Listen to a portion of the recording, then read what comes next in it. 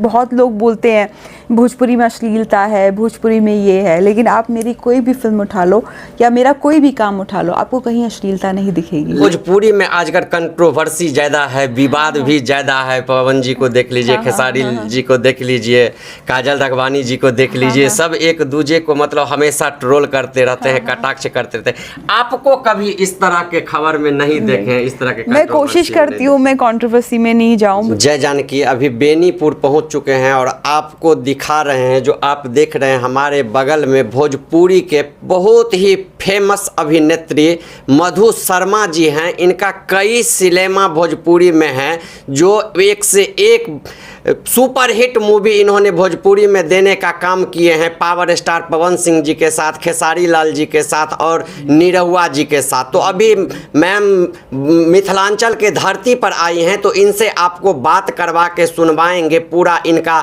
जीवनी के बारे में इनसे बात करेंगे। तो आइए, आपको ज़्यादा टाइम नहीं लेते, मैम से ही डायरेक्ट बात करवाते हैं। मैम, आपको मिथिलांचल के धरती पे वंदन है, चंदन है, अभिनंदन है, बहुत बहुत स्वागत है।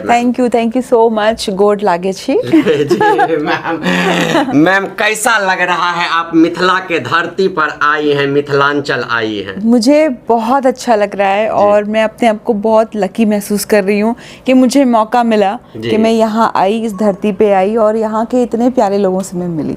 मैम, मिथिलांचल का कल्चर सब कैसा लगा देखने में? गांव देहात पहली बार आप आई हैं, तो आप तो मुंबई में रहती थी, मुंबई से आपका जर्नी स्टार्ट हुआ है, तो पहली बार आप गांव के तरफ आई हैं, जो झुग्गी झोपड़ी देखे होंगे, गली कुची, कैसा लगा? बहुत अच्छा लगा और इतना अच्छा लगा कि मैं चाहती हूँ कि मैं इसके ऊपर फिल्म बनाऊँ। हम लोग नॉर्मली फिल्मों के अंदर एक सेट बनाते हैं, यहाँ पे बने बनाए सेट हैं, मुझे कुछ बनाने की ज़रूरत ही नहीं है। और सबसे बेस्ट पार्ट ये है कि यहाँ के लोग इतने मीठे हैं, इतने अच्छे हैं कि ऐसा मन करता है कि आप इस गांव से जाओ ही नहीं, यहीं रह जाओ। जी यहीं रह जाएंगे तो हम लोगों का खुश नसीब होंगे जो आप लोगों का दर्शन होगा। मैम, आज बहुत ही मिथिलांचल में जब से आप आई हैं तब से बहुत सा चर्चा हो रहा है, जो मधु शर्मा जी आई हैं। पहली बार ऐसा हुआ है जो बेनीपुर, जो शुद्ध देहात एरिया है, उसमें कोई मतलब अभिनेत्री आई हैं। आपको देख के इतना चर्चा हो रहा है मिथिलांचल में। नहीं, मुझे खुद बहुत अच्छा लग रहा है और कहते हैं ना, कभी कभी किसी जगह का बुलावा आता है तो आपको वहाँ आना चाहिए, और मुझे मेरे ख्याल से मिथिलांचल का बुलावा आया था, इसलिए मैं यहाँ आ गई। जी तो मैम, आपसे जानना चाहेंगे, ज़्यादा टाइम नहीं लेंगे आपका भी, जो मैम आपका जर्नी कैसे स्टार्ट हुआ अभिनेत्री, जो आप मतलब शुरुआत की इस करियर, इस प्रोफेशन में आप आए, तो कैसे आए मैम इस प्रोफेशन? मैंने अपनी जर्नी शुरू की थी जब मैं 14 साल की थी। ये मेरी मम्मी का सपना था कि मैं एक्टर बनूं, और मैंने शुरुआत की थी तमिल फिल्म से जिसका नाम था अन्नबुल्ला कादुलुको। फिर 10-12 साल मैंने तेलुगु, तमिल, कन्नड़ा, मलयालम इंडस्ट्री में काम किया। फिर मुझे मौका मिला भोजपुरी में काम करने का, और ये एक बहुत प्यारी स्क्रिप्ट मेरे पास आई थी जिसका नाम था एक दूजे के लिए, जिसके अंदर पवन जी और खेसारी जी, पवन जी और दिनेश जी दोनों साथ में थे। अनिल अजिताब उनके डायरेक्टर थे, और मुझे इतनी प्यारी लगी वो फिल्म कि मैंने कहा नहीं, मुझे भोजपुरी करनी चाहिए। और मेरे ख्याल से तब जो नाता जुड़ा भोजपुरी के साथ आज तक जुड़ा हुआ है। आज तक मैंने 15-16 फिल्में की होंगी, ज़्यादा फिल्में नहीं की। मैं बहुत पर्टिकुलर हूँ अपने काम को लेकर कि अगर मैं फिल्में करूँगी तो अच्छी करूँगी, नहीं तो नहीं करूँगी। मुझे कहते ना 100 फिल्में, 50 फिल्मों का टैग नहीं चाहिए, मुझे बेस्ट 15 या 20 फिल्मों का टैग चाहिए कि लोग ये बोलें कि उसकी कोई भी फिल्म उठा लो और आप देखो तो सह परिवार बैठ के देख सकते हो। तो मेरा शुरू से ये क्राइटेरिया रहा हुआ है कि मैं वही फिल्में करूँगी जो मेरी मम्मी बैठ के देख सकती है। अगर उनको शर्मिंदगी महसूस नहीं होती है तो मुझे वो करने में शर्मिंदगी महसूस नहीं होती। आज बहुत लोग बोलते हैं भोजपुरी में अश्लीलता है, भोजपुरी में ये है, लेकिन आप मेरी कोई भी फिल्म उठा लो या मेरा कोई भी काम उठा लो, आपको कहीं अश्लीलता नहीं दिखेगी। लेकिन मैम, जब आप अश्लीलता की बात की तो भोजपुरी के एक्टर्स सब जो हैं वो लोग भी आरोप लगाती हैं जो नहीं, अब भोजपुरी भी ऐसा नहीं रहा। जब तक आप जो है सो खुश नहीं करेंगे डायरेक्टर को, प्रोड्यूसर को, तब तक आप जो है सो मूवी में नहीं आ सकते। मेरा मानना है ऐसा कोई चीज़ नहीं है कि आप डायरेक्टर या प्रोड्यूसर को खुश करेंगे तो ही आपको काम मिलेगा। आज मैं पिछले 10 साल से भोजपुरी इंडस्ट्री में as an actor, as an producer भी हूँ। मेरे प्लेटफॉर्म पे आप आ जाइए, मुझे कुछ करने की ज़रूरत नहीं है। हाँ, आप में टैलेंट होना चाहिए। अगर आप में टैलेंट है तो मैं आपको दूंगी फिल्में काम करने के लिए। तो अगर आप एक ईजी वे ढूंढेंगे कि भाई मेरे को शॉर्टकट में स्टार बनना है, तो येस, आपको बहुत चीज़ें करनी पड़ेंगी, लेकिन अगर आपको अपने मेहनत पे कॉन्फिडेंस है कि मैं अपनी मेहनत से कामयाब हो सकती हूँ, तो आपको कुछ गलत करने की ज़रूरत नहीं पड़ेगी। मेहनत मैं हर फील्ड, वेदर वो अपनी इंडस्ट्री का फील्ड हो या कोई भी फील्ड हो, मेहनत बहुत ज़रूरी होती है। और खुद पे कॉन्फिडेंस कि कभी कभी होता है आपको हार भी मिलती है, कोई एक प्रोजेक्ट होता है, किसी और ने कुछ किया है, आपसे वो प्रोजेक्ट छीन लिया जाता है, बट आपको हार नहीं माननी है, आपको फिर भी काम करते रहना है, उस तरफ अपने सक्सेस के लिए कुछ ना कुछ करते रहना पड़ेगा।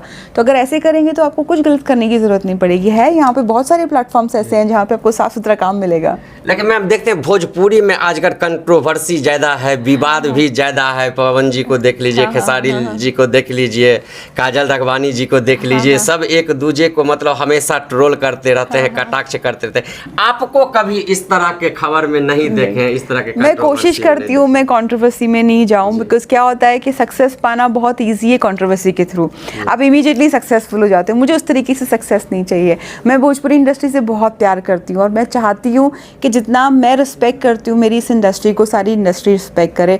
सारी लैंग्वेजेस में, मैं 7 लैंग्वेजेस में काम कर चुकी हूँ आज तक, तेलुगु, तमिल, कन्नड़ा, मलयालम, मराठी, हिंदी, सब में।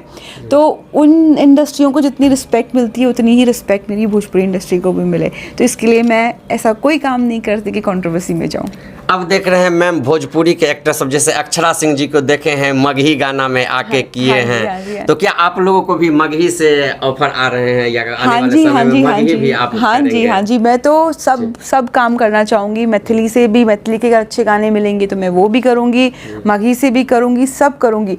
बट हमेशा जैसे मैं कहती हूँ, मेरे को साफ सुथरा काम करना है। जैसे कि मैम मिथिलांचल के लड़की सब जो हैं, जैसे जिस तरह से भोजपुरी में अश्लीलता की बात होता है, उस सब देखते हुए डर जाती हैं, बोलती हैं अब हम भोजपुरी इंडस्ट्री में नहीं जाएंगे। तो मिथिलांचल के लड़कियों को आप क्या संदेश देना चाहेंगे जो क्या भोजपुरी में अश्लीलता नहीं है वो आए और भोजपुरी मैं सिर्फ ये कहना चाहूँगी, being a female producer and actor, मेरा प्लेटफॉर्म खुला है आपके लिए। जिसको भी काम करना है आप मुझे कांटेक्ट कीजिए। आपको कुछ गलत करने की ज़रूरत नहीं है, आपने सिर्फ टैलेंट होना चाहिए और मैं आपको काम दूंगी। चलिए, तो अभी आपको सुनाए हैं मैम से बात करवा के, जो मैम बोली हैं, जो भी मिथिलांचल के लड़कियां या लड़का भी कोई काम करना चाहते हैं तो मैम से संपर्क करें और बात करें। और उसके साथ ही मैम अभी कितने दिन का अभी आपका यहाँ पे मैं है? अभी यहाँ पे 2 दिन के लिए आई थी। मेरे घर पे जो लड़का काम करता है कैलाश यादव, उसके बेटे का मुंडन था, तो मैं वो ही अटेंड करने आई थी। आज उनका भोज है, तो मैंने सुना था कि बिहार में भोज या मिथिला में भोज बहुत अच्छा होता है, आज तक कभी देखा नहीं।